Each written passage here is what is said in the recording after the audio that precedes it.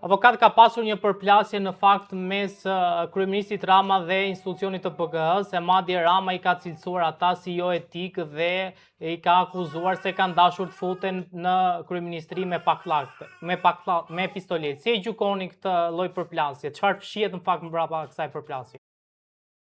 Shiko, kryeministri, unë e lexoj mirë këtë, kryeministri përdor një gjuhë populiste kur i shpjegon gjërat. Atëherë, ne po ta marrim ta thjeshtsojmë. Nëse unë dhe ju jemi dy oficerë të PKH-s dhe na jepet urdhër nga prokurori për të kryer një ekzekutim. Se PKH-ja, ju e dini, nuk bën hetim me vet. PKH-ja është në funksion të prokurorit.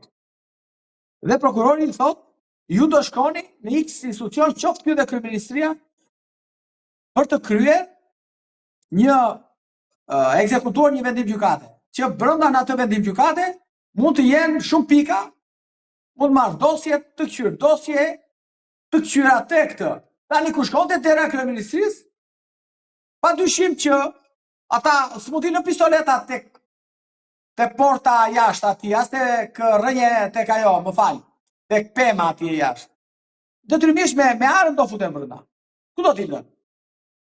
Do futen Garda e Republikës që ka detyrimin ligjor për mbrojtje institucionit e kryeministrit, e këshillit ministrave, do t'i tregoj atyre vendin ku duhet t'i lënë pistoletat. Ata s'mund t'i lënë te rruga, detyrimisht brenda kryeministrisë do t'i lënë. Kryeministria ka vende apostafat. Nuk është ndonjë erezi e madhe që këta kanë shkuar atje me pistoletat, sepse ata fundja pistoletat janë oficerët dhe pistoletat i mbajnë në brez. Ku do t'i linin ata përveçse me kasaportat e brendshme që janë në ambientet e brendshme të kryeministrisë? Nuk është ndonjë hata e madhe që ata shkuan atje dhe ishin me pistoleta më. Po ja supozoj, nuk i dorëzuan pistoletat. E po pasaj çfarë problemi ka? Më thënë, ku është këtu hata e madhe që kryeministri e paraqet këtë si një çudi apo si një diçka shumë të rëndë dhe kështu me radhë.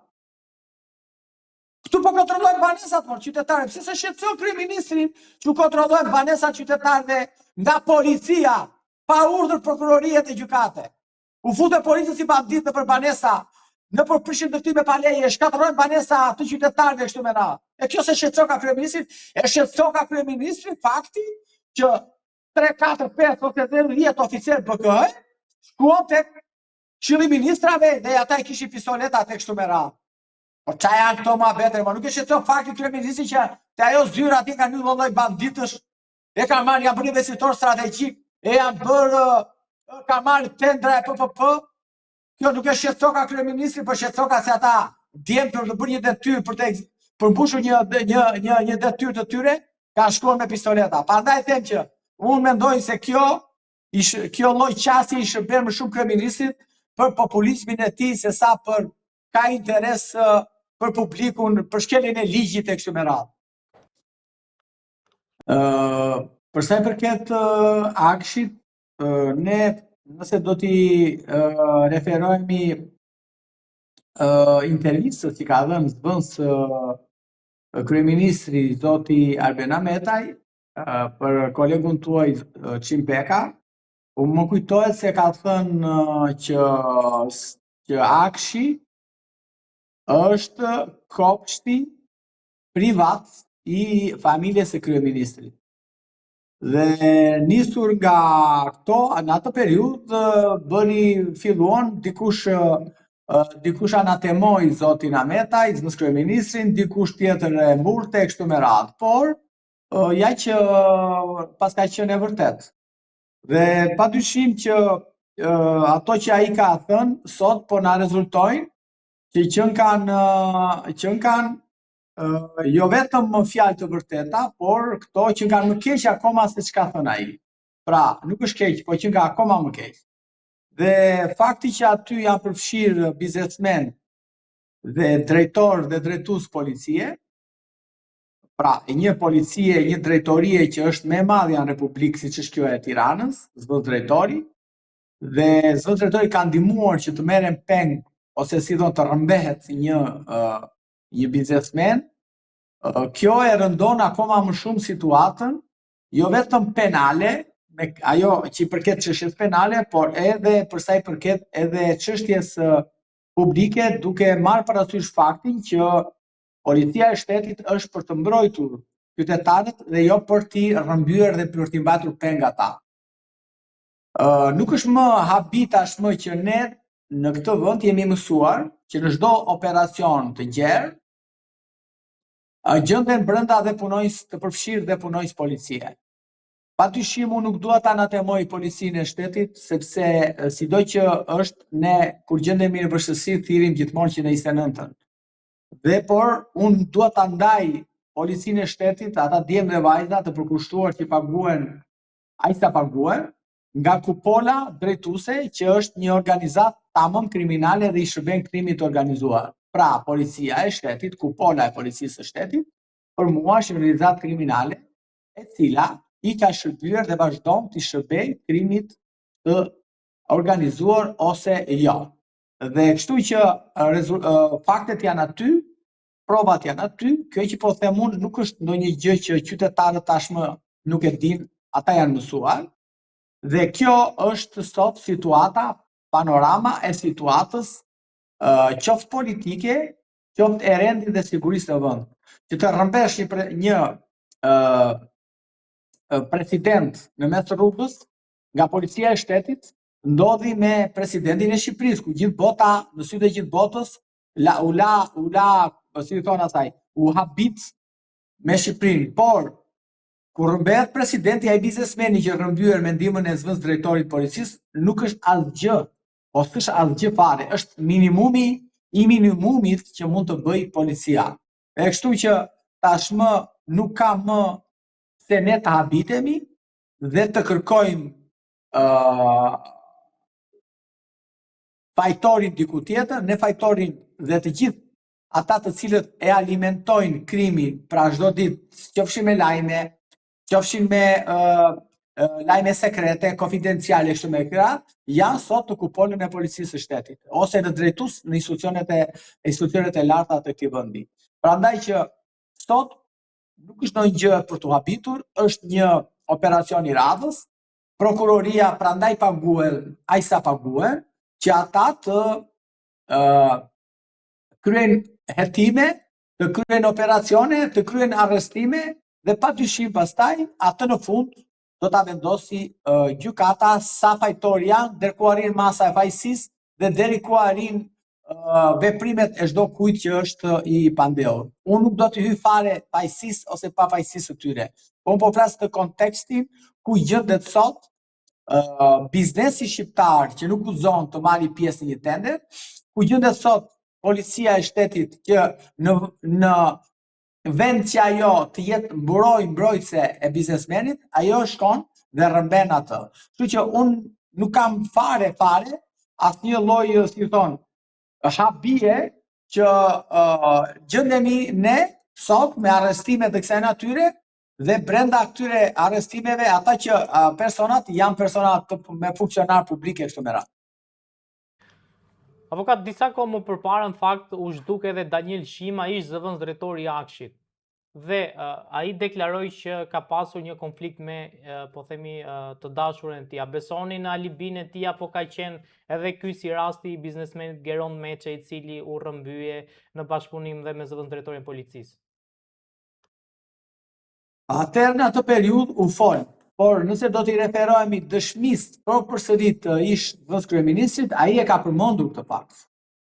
Dhe unë mendoj se ai zotëria është padyshim duhet parë dhe duhet hetuar dhe besoj se investigatorët, pra prokuroria dhe hetuesit, besoj se kanë informacion më të saktë, më të zgjeruar, më të detajuar pa çfarë ka ndodhur atij zotërisë. Dhe nëse ai është rrëmbyer dhe si splitet është shantazhuar po nga kryeministri për të heshtur, atëherë ne jemi përpara një shteti tërësisht kriminal. Dhe kjo është ajo, kjo do të ishte akoma, do ta bënte këtë situatë akoma më të mërshme. Dhe unë nuk do ta besoj, nuk do ta besoj sepse unë jetoj këtu në këtë vend dhe nuk do ta besoj që kryeministri i vendit tim të arrijë në këto nivele. Por nëse hetimet e prokurorisë posaçme kanë arritur dhe ta kenë zbuluar dhe zbardhur këtë histori, unë mendoj se padyshim që kjo ka një rëndësi të madhe për hetimin, por mendoj dhe besoj që kjo do jetë një jo provë, po kjo do jetë fundi i shtetit demokratik në Shqipëri. Kështu që unë kam asnjë dyshim për korrupsionin, për çdo lloj gjëje, po mua më lindin që më bëjnë shumë pesimist kur brenda në këtë korrupsion përfshihen zyrtarë të lartë të vendit. Padyshim që korrupsioni është një diçka që ka lindur me njeriu, do eci me njeriu, nuk mbyllet sot as nesër, do jetë një luftë e përhershme e shtetit e kështu me radhë organet zbatuese. Por kur korrupsioni drejtohet, organizohet, drejtohet në nivelet e larta të qeverisë, atëherë ne kemi të bëjmë me një shtet tërësisht të kriminalizuar. Dhe kjo është ajo për të cilën ne habitemi sot që arrestohen dhe në ato përgjime të këtyre personazheve ose dëshmitë e këtyre dalin emra të atyre të cilët qytetarët u japin votën për t'i drejtuar, u japin mandate qeverisë ose u japin mandat që ata të bëjnë ligje në kuvend ose të miratojnë ligje dhe ata dalin që janë mafiozë. Sepse të kesh qasje të tilla, duke intimiduar, duke kërcënuar, duke bashkëpunuar, duke drejtuar, por madje edhe sikur ta dish. Atëherë ti tregon dhe një tjetër që nuk je më shërbëtor i popullit apo i vendit tënd, po je një drejtues i organizatës kriminale. Prandaj që edhe zoti Shima që është përfolur më parë, unë nuk dua thash të besoj që ai të ketë qenë i shantazhuar drejt për drejt nga kryeministri dhe të jetë marrë peng me djenin e kryeministrit. Kështu që le të japim kohë, të japim kohë për çfarë mund të dalë në të ardhmen, nëse është e faktuar kjo ose jo, por që ai ka qenë i rrëmbyer nga bandit të veshur me pushtet politik ose me pushtet ekzekutive kështu me radhë. Zoti Cakrani, a mendoni që ka pasur konspiracion në këtë operacion, pasur parasysh këtu edhe mosgjedhjen në banesë të Ergys Agasit dhe Ermal Beqira, pra dy biznesmen të përfshirë në afera korruptive, siç thot prokuroria e posaçme? Atëre, nuk është rasti që dy personat kryesor, kyç të këtij hetimi, që janë zoti Agasi dhe zoti Beqiraj, janë arratisur dhe kanë shkuar pikërisht në vendin ku mblidhen të gjithë të kërkuarit e policive të vendeve të Europës dhe të botës. Pra ka shkuar në Dubai. Dhe fakti që ata janë arratisur në Dubai dhe pasi ata janë arratisur ka dalë urdhrat e arrestit, unë po them, po ta përshkruaj në një mënyrë, po themi fantazin time, që i bie, po themi, alo, telefoni, alo, po, mbritët në Dubai, po, i thonë ata.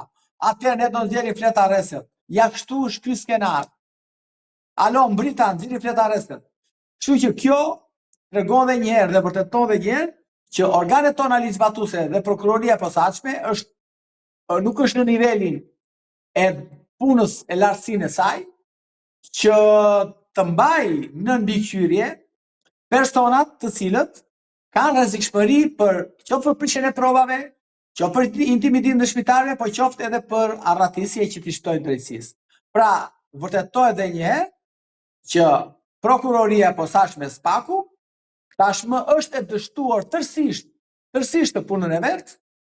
Tani po e marr dështim në kuptimin që nuk dua të besoj që prokurorët kanë sinjalizuar persona që të largohen, sepse kjo do ishte fundi botës dhe këtë nuk mundet unë tani t'ua them juve që prokurori ka marrë telefon. Jo, por fakti që ata janë arretisur dhe fakti që ata janë shpëtuar drejtësisë e vërteton këtë që ka patur një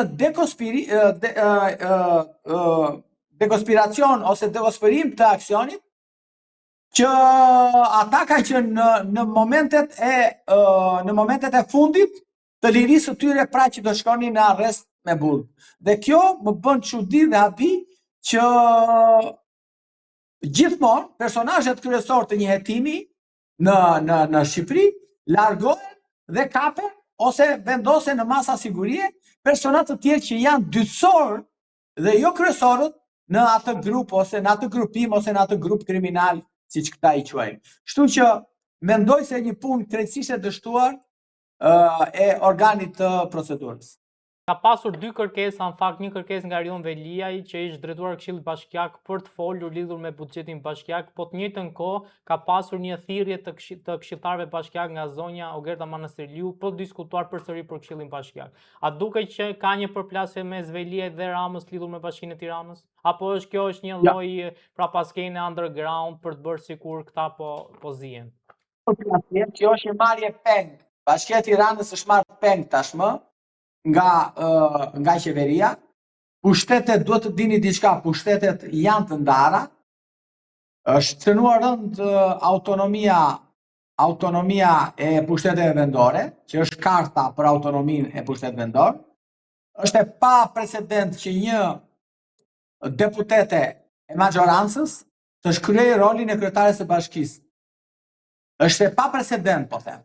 Nuk mund të ndodhte në asnjë vend tjetër të Europës që nëse një kryetar bashkie arrestohet dhe një deputet i majorancës të marri drejtimin e bashkisë. Qoftë kjo edhe kryeministri po deshet.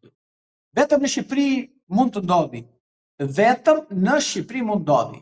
Unë nuk e di nëse ka ndonjë shembull dikush të ma thotë që dhe ne të na iluminoj.